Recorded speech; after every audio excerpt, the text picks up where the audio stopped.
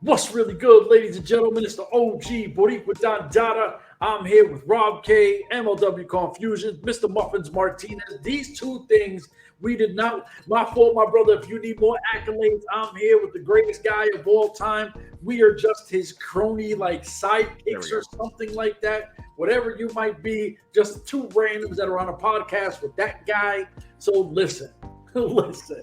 So we left two major important things off of the last show we did. We have to talk this because the internet is super buzzing. Not because we're MLW fans, but once, and I got to give MSL credit for the first time ever, his guest changed MLW show.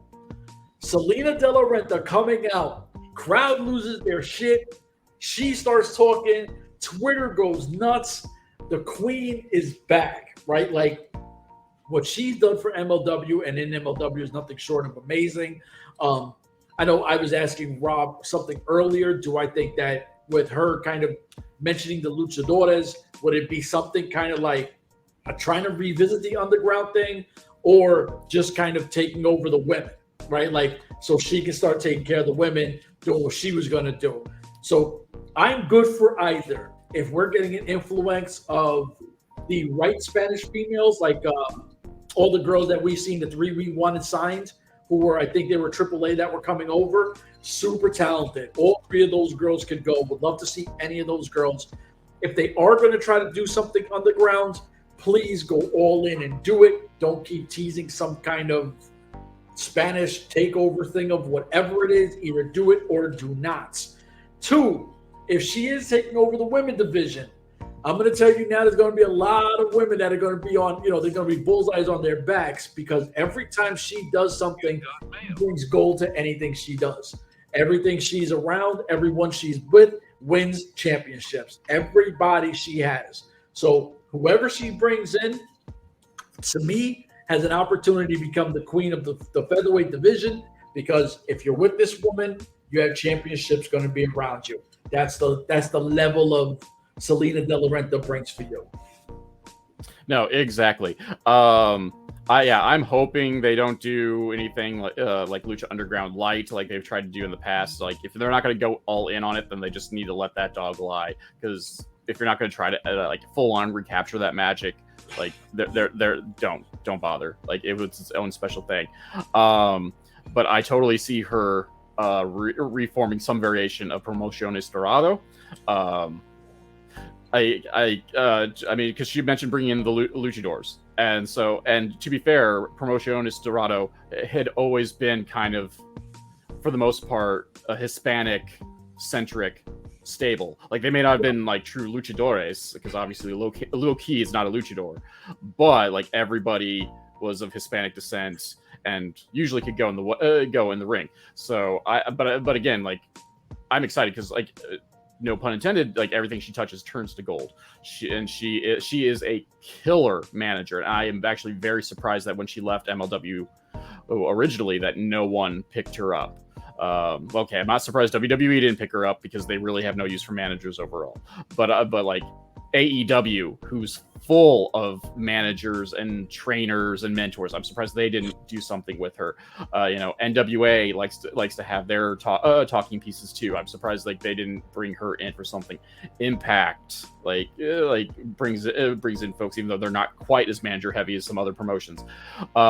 But like, digressing to what she's going to do now, like, I mean, I don't see her being a pure, like, we'll say a figurehead for a division or a show. I definitely see her falling back into her old role as, agent extraordinaire for talent and bringing championships to those talent. Who that talent is right now, I have no idea. She referenced luchadores, but that's still a very broad spectrum. That's an entire genre right there of workers. But I really am just like, I'm excited to see her back, seeing what she will do. My only worry is that right now MLW is very heel heavy, and the last thing they really do need is another heel stable. So Rob, I was going to ask you, because it just kind of like popped into my head, with MSL being the face of World Titan Federation, with Raven being the face of the calling, none of those guys are going to get attention like Salina De La Renta does around the ring, right? First of all, we don't even see Raven around the ring. MSL doesn't have enough charisma to be on that level. Her group of anything she builds is going to expose everybody else because those guys aren't going to bring that level of intensity or know how to work a crowd, even though Raven's been in the wrestling industry for like 6 million years. Salina De La Renta knows how to work an entire crowd, and she is all for it. None of these guys are going to make their groups look better. Like, she's going to make whatever she does look better than every single other group. Oh, I don't doubt it. Like, and there lies like a secondary issue, though, that doesn't negate the problem that like there's like real no faction in a face faction anymore outside of the second gear crew. No, you know, what did we say was main event and WXO are like the three faces in MLW? Yeah, like that that's it. And you know, like, I mean, okay, they're kind of like we're kind of a dearth of faces anyway, and so like you have to have something because, you know, if you have a stable beatdown and it happens like every week, you look like an idiot for not being back up when you know you're facing the Calling or whomever. At least Jacob Fatu, like at the pay-per-view, had the excuse of like, you know, his family may have been eaten, so they weren't going to be in the picture. Like, but you know, but like that's something that I'm kind of concerned about. It's just like that there's a lot of heel stables right now, though it wouldn't surprise me to take, well, if we're going to take the spotlight off of Salina for a moment, that they turn the Bomaye's face, because Kane is already getting face responses. He's over with the crowd. All he needs to do is just stop like being a jerk to people or being jerks to the right people, air quotes, and he'll magically be a face. Like he like, you know, Steve Austin thing, where like the only change was who he gave stunners to. Well said. So I mean, they're on the cusp. It's just basically they need the Bomayes need to feud with a heel to make them faces. And if piggybacking off our last episode, if Cardona is going to be next in line, there's our catalyst. But yeah, Salina though, yeah, she's gonna blow all the other managers out of the water, as you said, because MSL, like, no one really cares about as an on-screen character, and Raven can't be bothered to be there overall. Yeah, so yes, we have all these stables, but really, like, the leaders of the stables are meh, and like the only one that's going to be able to hold their own on the mic is the Bomayes. So like they're the only ones that are going to be remotely safe from Salina one-upping them, at least on the microphone. But still, like, regardless, like, having Salina back in the fold is going to be great. It is going to add an air of excitement to the product, regardless of what form it ends up taking. Muffins, your queen is back. Gotta get ready, baby. Gotta get ready. All right, so there's a little story that I like to tell you guys. Back in, I want to say early 2017, early 2018, there was this young girl in a car having an interview with one of our guys, Michael Larkin. Shout out to Michael Larkin. And she was going in to see the doctor to get a second opinion on her knee. And she found out her knee was blown, and she was going to get ACL surgery. So she had to get the surgery. She went to MLW. She became Salina De La Renta, ex-wrestler, now mouthpiece and manager. She became the Spanish speaker for everything that was done in Spanish, all the translations, working for a TV channel where they were doing the Spanish-speaking shows with her. She was the mouthpiece for the Mexican pipeline that Conan supposedly have built and gave to her. And that was only at the age of 20, going on 21. She was that heavy. She was producing shows by the age of 21 and for MLW. She produced two of the highest rated shows MLW ever had to this day still, when they were keeping numbers. Then something happened. We don't know what happened. Things happened, maybe she got too big for her bridges. Things happened, people talk, we don't know what happened. Next thing you know, she was kidnapped. They took her to Mexico. Then last year we saw Richard Holiday looking for Hammerstone. We saw a door of a female crying with her name on the door, so we knew that it was her. And then she disappeared after that. No one knew what happened for the next 2 years. Last night she came back, to the shock of everyone, but I was not expecting De La Renta being back in LMW. If you believe all the shit that happened 2 years ago, from the back sheets and the crap sheets of what happened backstage or whatever, she's back. I never in a million years would have dreamt that Salina was back. Now she's a woman at 23 going on 24.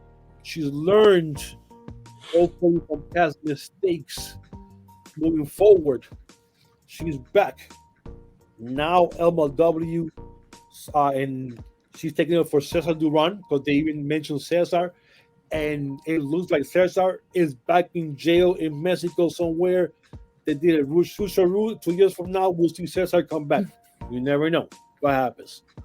But right now, you have her back, a young, beautiful, influential person, has millions of followers in all her social media pages, does wrestling, all those weird, special matches that people pay for or whatever. She has a humongous following. If she's going to bring people from Mexico here, this will be our first chance, and hopefully we get to see Hijo del Vikingo in LMW in October. We've seen the he had a match with MLW. Not in it was like in Mexico though. Oh yeah, no, but I'm saying here in the United States. In the States. Okay, yeah. Here, maybe in October or November or something like that. Because he's working for House of Glory, so he'll be here in October around that same time. Somebody's paying attention. So listen, in a nutshell, you're making the adding the things. Now you have someone who's young and women, influential, has followers on all social media pages. You could start bringing the young ladies from AAA. The homegirl Taya finally lost her belt to La Hiedra. So now there's a new champion down there now, with different younger, faster women who are eager to come here. Why not have a stable of just women instead of being men like she had before? We push the envelope now. This is the time now that you start using De La Renta and start hitting the Latino community, the Latino viewers. Because like they said, we haven't had a luchador wrestler in any of these shows in months since the Parkas left or got fired or whatever happened to them. No Aramis, no Aramis, no those guys. All of a sudden they went heavy Mexican to no Mexicans. Yeah. But what happens now if it's all a female crew and goes after Delmi featherweights and start building that weight from that? But then you start using her more, for the social media stuff. Start hitting MLW, the Latino community, man. You know what I'm saying? Especially in New York and Philly, there's thousands and thousands and thousands of them there, and she'll start hitting that demographic. And she's still young. I want to say, I think she just 26. 26 now. Yeah, I think she's 26. Okay, I thought she was 24, but yeah, so around there between 24, 25, 26. Yeah. But you see what she did before, and hopefully this is her second chance at something greater, something bigger, and now MLW could really build off that and start hitting those demographics again, like Atlanta, like where Rob K lives down on that side, because they used to go to Chicago down in Cicero. Yeah, it's always packed. I'm like, I didn't know there was wrestling fans in Cicero. I remember one show that they had in Milwaukee. That shit was packed. I'm like, that has a show in Milwaukee. You never heard of Milwaukee being a wrestling town. Rob, they pulled it up. From here on out, we got to have a time limit on Salina De La Renta, right? Like, she's got it. We got to get like a little stopwatch thing over here and be like, Muffins, you got this long to talk because you just talked about her more than you talked almost the entire MLW Fury Road. We're gonna have to have like the official like debate alarms in there, like the little lights to give signals, and then I wanted to bring the viewers that we have in the little ride. Okay. I'll tell them about Salina, not the Salina from now, but from then, and bring them in that ride to the now, because Okay. there's always an origin story where something starts, well, at and least then something breaks, and then they fix it again. Because we could sit here and honestly, all the bullshit aside, I never thought she was going to come back to MLW. I get it. You wanted to take them down memory lane. I get it. No, but I'm saying, but honestly, between us three of us, Oh, yeah. Oh, None of us would have known. No, dude, that's a shocker to me.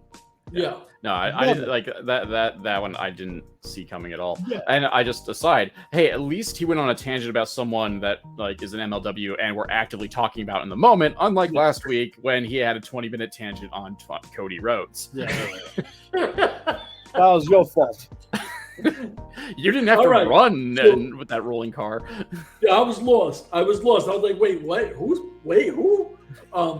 So listen, one of my all-time, definitely my favorite Asian wrestler of all time, one of my top 20 all-time wrestlers, period. Minoru Suzuki is going to be in MLW. Yes. This is huge for mad reasons, right? Like, I'm one of those people that say, once you hit to a certain age, please let the young guys get it.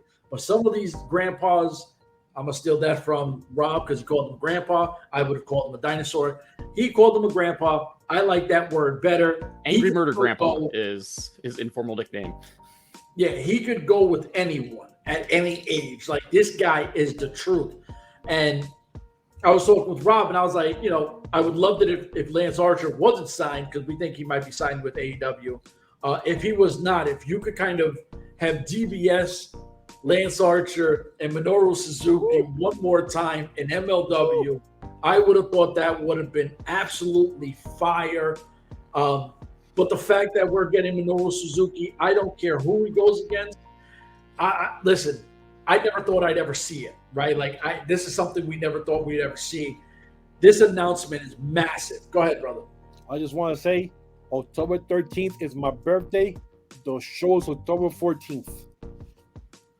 I know, and I know you should. We can't segue back, but the lady we were just talking about, you want her John Hancock on your Puerto Rico flag, but we gotta stay with Suzuki. No, but I'm saying, for my birthday, I want to be at that show. I already told my brother. He said, yeah, but from here to there, shit always happens with me and my body, so you never know. But that's my birthday wish. Go there the week before, and that way somebody can back up into your body, and you'll already be there. Exactly. They can just wheel you in for the show, and I want to be there for that show. That's what I'm trying to say.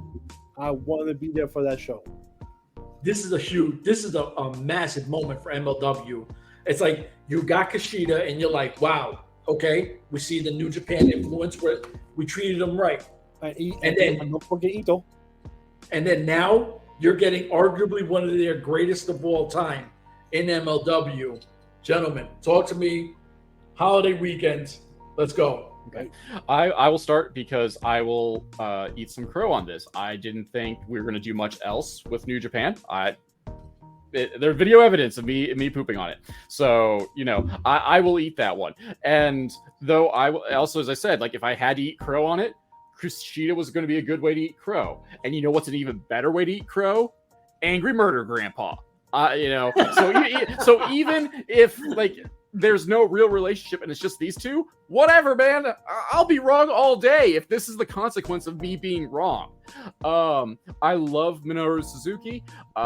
He is, dare I say, Terry Funk-esque in the fact that he can go anywhere on the card. He can do comedy. He can brawl. He can technical wrestle. And almost at his age, most importantly, he is willing to put over the younger talent. So he is willing to take the 3 counts if necessary as well. But he will still look badass doing it because let's face it, he looks badass doing anything, even wearing a fedora. gangster. He looks like a straight gangster. And I'm so sad that like translation technology is so terrible with certain websites, because he has a shirt I would love and it's only available on his personal like shop in Japan's website, and I can't get it fully translated for me to be able to type in and get it. There's a nifty pile driver shirt that I want, and it's not on any American based stores. When I'm not trying to cut you off. When I was Googling for his image for the PNG for the graphic, there's a fan, and I seen it, and I'm like, well, it shows like a Minoru Suzuki shirt, and then some fan has like, you know, the soccer scarves that have like the team's thing on it. Yep. It's a Minoru Suzuki black and white joint that looks fire with the Asian writing, and I was like, I gotta have that. I can't find it, right? Like I mean, this is the excitement you get when you're looking at this. Like, you're like, holy shit, Minoru Suzuki, MLW. So listen, Court got to at least do some kind of t-shirt thing or something. There we go. I want it. I mean, jumping back in, like, how big of a deal is this? How excited I am for this? I make it known, like, when it, like, in a lot of times in my podcast intros or the rare occasion I do interviews, I really put over the fact that, like, I don't look for scoops. I report on what's already out there. I am a hub of what's been reported rather than me doing the dirt. I am not going to lie. The most professional wrestling podcaster in the game is Rob K. That being said, I am so excited about this that, like, what limited feelers I do have in the world of wrestling, I send a message. I've sent messages out just like, hey, do you know who has Suzuki? Just because Alex I want to know. And there's a handful of guys that I think could go really well with, I mean, Suzuki's styles, who are very strong style based. I mean, Kane can be one of them, and I think it would help Kane to get the win, get a win off of Suzuki, because again, Suzuki can lose, and it wouldn't hurt anyone necessarily, or it wouldn't hurt him necessarily. Davey Boy Smith, they have history. Like I can like that would be a fun match. It'll be one guy right now. It'll be Sauce Williams against Suzuki. You know that's in my veins. Just because Kaiju. I say Kaiju. O'Shea Edwards. Like I salivate at Edwards having Suzuki. And then last but not least, and it pains me to say this, but I think Manders and Suzuki would gel very well, because Manders is very much in the mold of Stan Hansen. Oh God, yes. I like that. Rob, I kind of like what you're cooking up there, Rob. I'm calling a spade on that one. Like, despite my feelings, like I will not, I can't disparage his style. And I'm gonna keep this one short. I'll be turning 51 on the 13th. I have to be there on the 14th for that show.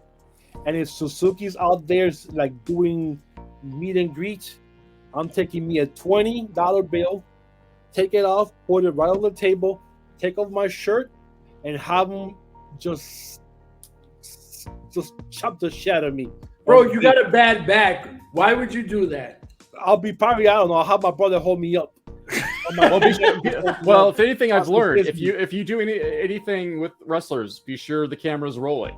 Yes. I mean, usually when I do that, it works out poorly for me. Yes. But it's there. The camera is going to be there. It will be documented, and any publicity is good publicity. And between the name of the tag team that Chef's trying to say is the Killer Elite Squad. Oh, Killer Elite Squad is David Boyd. Killer Elite Squad. And they were part of Suzuki Goon. Yeah, KES. That was the tag team for a long time. That's the name of their group was Killer Elite Squad? No, that was the tag team of Davey Boy and Lance. Smith and, okay. And they were and then they were part of Suzuki Goon. Yeah. Okay. They were the big tag team for the heavyweight, belts and stuff like that. So those were the monsters back then, a couple of years ago, before everybody's contracts started expiring, and Archer's still in AEW doing shit. I have no idea what that guy is doing, but yeah, he's still there. All right, we're excited. Salina De La Renta, welcome back. That is huge for multiple reasons. We're all excited. You had a 40-minute segment from Muffins Martinez. Minoru Suzuki, this is not the last time we're obviously going to talk. Anytime they post anything, we're definitely going to jump in, talk some Suzuki, because the guy's absolute motherfucking legend. Holiday weekend. Today is the holiday. This show, I think, will drop on you on Friday. The first one will be on Tuesday. We got shit covering all, I think, N.W.A, which you have not recorded. You guys will probably do that, watch it, and then do it on Wednesday. That will drop Thursday.